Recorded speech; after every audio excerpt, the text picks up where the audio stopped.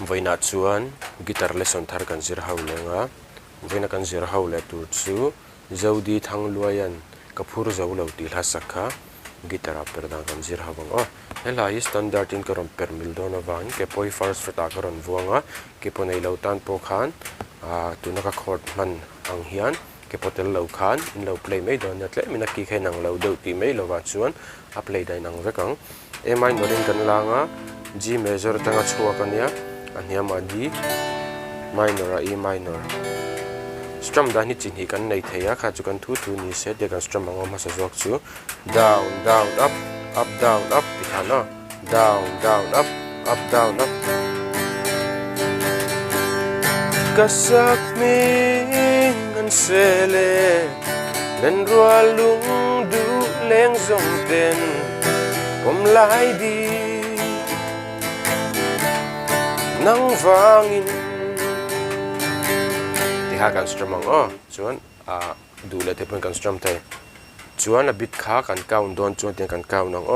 1 and 2 and 3 and 4 and ti kha no kan down na 1 kan tianga kan chhawanga and kan mute anga 2 and mute 3 and mute 4 chuan and a khan 4 a kan 4 and a han kan topang 1 and 2 and 3 and 4 and tikana 1 and 2 and 3 and 4 and kasak mingan sele len rualung du leng zong ten pom lai di na na ha chu kan thu thu kami strumming pattern kan mang tel thei ni chu chu na hlan ang karam play milanga luk do ni lo ngai thale don ne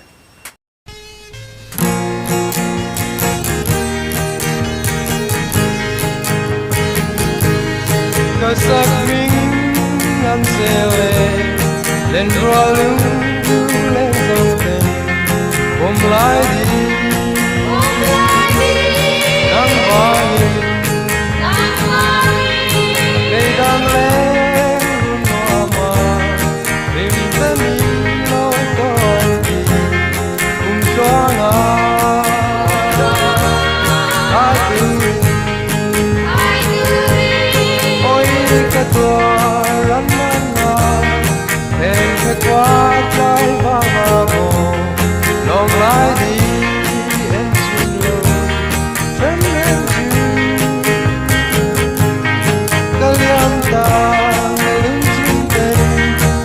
Lang ren sa puso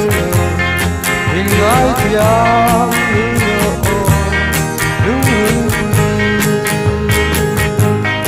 at siya rin sa sinan